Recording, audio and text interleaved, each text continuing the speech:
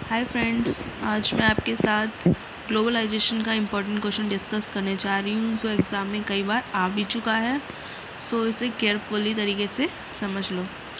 Question है, अनेक तृतीय विश्व देशों में वैश्वीकरण के वर्तमान चरण के साथ संबंध नियोजन के नारीकरण के प्रति प्रवृत्ति के स्वरूप और कारणों का विवेचन करें। ये क्वेश्चन सुनने में बहुत ही डिफ़िकल्ट है, लेकिन जब इसे समझोगे आप बहुत ही ईजी है। इसमें सिंपल से पूछा गया है कि जो तृतीय विश्व के देश थे, जो विकासशील देश हैं, उनमें वैश्वीकरण के कारण नारियों की स्थिति में कैसे बदलाव आया, कैसे उनके स्वरूप और कारणों में बदलाव आया। तो क्वेश्चन को हमें अच्छे से समझना है, फिर उसका आंसर देना है। तो हम पहले बात करेंगे भूमंडलीकरण के बारे में कि ग्लोबलाइजेशन के कारण क्या हुआ। ग्लोबलाइजेशन के कारण जो मनुष्य होता है वो अपने देश का भी नहीं रह पाता। कहने का मतलब होता है वो ग्लोबली हो जाता है, वो विश्व मानव बन जाता है। कोई व्यक्ति जो होता है उसके जो देश के प्रति जो प्रेम होता है वो धीरे धीरे ख़त्म हो जाता है। जैसे कि हम यहाँ पे एग्जांपल के तरीके से समझते हैं, एक व्यक्ति है जिसने अपनी पढ़ाई अपनी इंडिया में करी, ठीक है, वो बड़ा होकर एक साइंटिस्ट बन जाता है। लेकिन ग्लोबलाइजेशन में मेन हम फोकस किस पे करते हैं, अपनी आर्थिक स्थिति को सही करने पे। तो व्यक्ति चाहता है कि उसको ज़्यादा से ज़्यादा इनकम अर्न हो, लेकिन वो इंडिया में उतनी इनकम उसे मिल नहीं पा रही होती है। इस कारण वो क्या करता है, वो अमेरिका में चला जाता है। तो इस तरीके से उस व्यक्ति के अंदर जो देश के प्रति प्रेम था वो ख़त्म हो गया। उसने अपना मेन फोकस किस पे दिया, अपने उसे आर्थिक स्थिति को सुधारने पे। तो कहने का मतलब है जो ग्लोबलाइजेशन होता है उसके कारण जो मनुष्य होता है उसकी राष्ट्रीय चेतना जो होती है वो ख़त्म हो जाती है। वो जो होता है समाज निरपेक्ष हो जाता है, वो सिर्फ अपने बारे में सोचता है। धीरे धीरे हमारे ग्लोबलाइजेशन के कारण संस्कृति और सभ्यता में बहुत ज़्यादा परिवर्तन आया। हम अपने कल्चर को भूल के दूसरे कल्चर को ईजिली अपना रहे हैं। तो हम पढ़ेंगे कि नारियों में कैसे परिवर्तन आया ग्लोबलाइजेशन के कारण। तो फर्स्ट पॉइंट हमारा है नारी का ऊंचा स्थान। कि हम यहाँ पर प्राचीन काल की बात करेंगे कि प्राचीन काल में जो नारी थी उसको बहुत ही ऊंचा स्थान दिया गया था। उसको नारी को देवी कह के पूजा जाता था और पति के वो हर काम में वो साथ देती थी। इसके अलावा वो घर के कामों के साथ साथ बाहर के कामों को भी बहुत अच्छे तरीके से करती थी।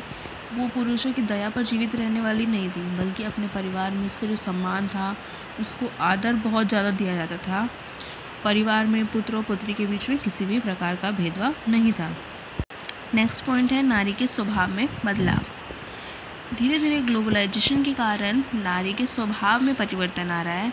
विकसित और विकासशील दोनों ही देशों में परिवर्तन आ रहा है। ये भूमंडलीकरण के कारण नारियों का सशक्तिकरण तेज़ी से हो रहा है। नारी आज हर एक स्थान पे, हर एक क्षेत्र में पुरुषों के साथ कंधा से कंधा मिलाकर कार्य कर रही है। चाहे वो टीचर हो या फिर कोई साइंटिस्ट हो या पुलिस हो, हर एक क्षेत्र में नारी जो है आज आगे बढ़ती जा रही है।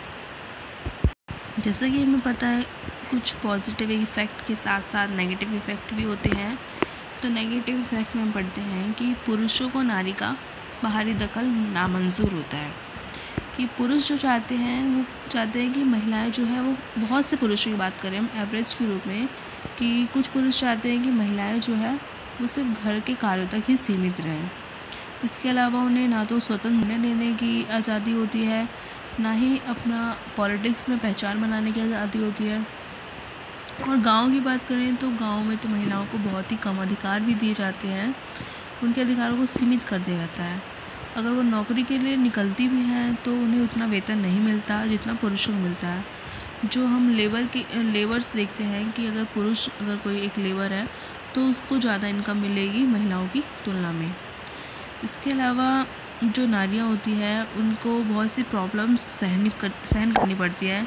जैसे बहुत सारी फैमिली जो होती हैं वो संयुक्त परिवार प्रणाली पर आधारित होती है। तो उस स्थिति में महिलाओं को घर से बाहर जो रोज़गार के लिए भेजा भी नहीं जाता है।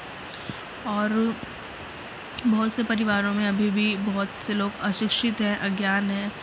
तो उसके कारण जो होती है नारियों को बहुत सी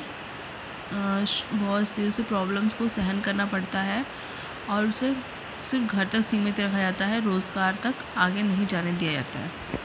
नेक्स्ट पॉइंट है समाज का सहयोग नहीं। मतलब कहने का है कि जो नारी है आज वो अगर प्रतिष्ठा भी पाती हैं फिर भी जो होती है वो समाज में सम्मान नहीं पा पाती। अगर वो किसी ऑफिस में काम कर रही है लेकिन फिर भी आज उसे आस पड़ोस में लोग जो होते हैं गलत नज़रिए से ही देखते हैं। फॉर एग्ज़ाम्पल के लिए अगर हमारी कोई गली की बात की जाए तो उसमें कोई बेटी या बहू जब नौकरी के लिए जाती है तो आसपास के लोग जो होते हैं बहुत से लोग बातें बनाना शुरू कर देते हैं कि इसकी फैमिली वाले कैसे हैं जो अपनी बहू से नौकरी करवाते हैं। तो कहने का मतलब है कि नारियां जो आज बदल तो रही हैं, आज उन्होंने शिक्षा तो प्राप्त कर ली है और अपने हर क्षेत्र में वो आगे बढ़ रही हैं, लेकिन जो समाज है वो नारियों को आगे बढ़ते हुए देखना नहीं चाहता है। वो उनके बीच में बहुत से अड़ंगे लाता रहता है। ठीक है, तो अब नेक्स्ट पॉइंट हम करेंगे आधुनिक नारी का जीवन आडंबरों से भरा हुआ। कहने का मतलब है कि आज जो नारी है वो दिखावे में ज़्यादा विश्वास रखने लगी है। पहले की नारी को जहाँ देवी कहा जाता था, अगर उससे आज देवी कहा जाएगा तो वो चीज़ उसे पसंद भी नहीं आएगी। आज वो देवी कहलाने से ज़्यादा अच्छा वो अपने आप को मॉडर्न युवती कहलाना पसंद करती है। कि आज धीरे धीरे ग्लोबलाइजेशन के कारण महिलाएं जो है वो फैशन के साधनों को अपनाने लगी हैं। आज उन्होंने नैतिकता को छोड़कर वो फैशन पे जोर देती हैं। और अगर किसी से भी बात की जाए तो कोई भी आज छोटे कस्बे में या शहर के किसी छोटे कमरे में रहना पसंद नहीं करता। हर कोई चाहता है कि उसका अपना फ्लैट हो और वो फ्लैट में रहने में विश्वास करता है। अगर बात की जाए कि महिलाएं जो होती हैं आज वो संयुक्त परिवार में ना रहकर वो चाहती हैं कि वो एक अलग परिवार में रहें। तो हमारी संस्कृति में बहुत सा बदलाव आ रहे हैं जो कि हमारे समाज के लिए अच्छा नहीं है। महिला जो है आज बहुत सी महिलाएं पैसों को प्राप्त करने के लिए कुछ गलत कामों को करने को भी तैयार होती हैं। इसके अलावा इसमें बताया गया है कि किस तरीके से महिलाओं की जो सोच थी वो उसके ग्लोबलाइजेशन के कारण उसकी सोच में परिवर्तन आने लग गया है। पहले जहाँ उसकी सोच बहुत ही साधारण हुआ करती थी, बहुत ही सांस्कृतिक हुआ करती थी, लेकिन आज उसकी जो सोच में बहुत ज़्यादा परिवर्तन आ रहा है जो कि समाज के लिए भी सही नहीं है। नेक्स्ट पॉइंट है रोज़गार स्थल में यौन शोषण की शिकार। ग्लोबलाइजेशन का एक इफ़ेक्ट देखा गया है कि महिलाएं जो है आज अच्छी पोस्ट पाने के लिए और अच्छा धन पाने के लिए वो कई बार खुद भी यौन शोषण का शिकार हो जाती हैं। तो आगे बताया गया है कि आज महिलाओं को पूर्ण रूप से सशक्तिकरण की आवश्यकता है ताकि वो अपने अस्तित्व को पहचान सके और अपनी दुनिया में समाज में पहचान बना सके और इन चीज़ों से दूर रहकर वो स्वतंत्र रहकर वो अपने देश का आर्थिक निर्माण कर सके। नेक्स्ट पॉइंट, प्रवास की समस्या। ग्लोबलाइजेशन के कारण जो लोग हैं आज वो प्रवास करना सीख गए हैं। वो अगर उनके देश में या उनके गांव में शहर में अगर रोज़गार के साधन मौके घट जाते हैं तो वो दूसरे शहरों में चले जाते हैं। फॉर एग्ज़ाम्पल के लिए गांव से लोग जो होते हैं वो शहरों की ओर पलायन करते हैं। तो ऐसी स्थिति में अगर पुरुष पलायन कर रहे होते हैं तो उनके लिए संभव नहीं होता कि वो पूरे परिवार को अपने साथ ले जा सके, शहर में उनका पालन पोषण कर सकें। तो इस स्थिति में क्या होता है, महिलाएं जो होती है वो गाँव में छूट जाती हैं, वो पीछे रह जाती हैं और उनका जीवन जो होता है बहुत प्रभावित होता है। इसी प्रकार से अगर वो अपने पति के साथ अपने परिवार के साथ शहरों में चली तो जाती हैं, लेकिन अगर उनका मान लो कि उनका कार्य नहीं जमता उनके हस्बैंड का, तो क्या होता है कि इससे महिलाओं की स्थिति के साथ साथ उनके जो बच्चे होते हैं उनकी स्थिति पे भी बहुत ही प्रभाव पड़ता है, क्योंकि उनके स्कूल पीछे छूट जाते हैं। कहने का मतलब है कि ग्लोबलाइजेशन के कारण बहुत ही बुरा प्रभाव भी पड़ता है। वो हर एक स्टेज के पर्सन में इसका प्रभाव पड़ता है, चाहे वो पुरुष हो या नारी हो या बच्चे या बूढ़े। तो वैश्वीकरण का जो परिणाम है वो नकारात्मक और सकारात्मक दोनों ही है।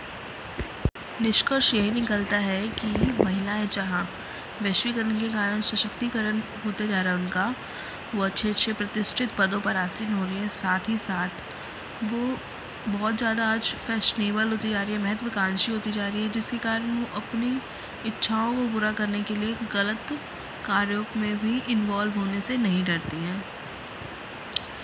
तो ये वीडियो यहीं पे ख़त्म होती है। Thank you for watching my video. Please subscribe, like and share.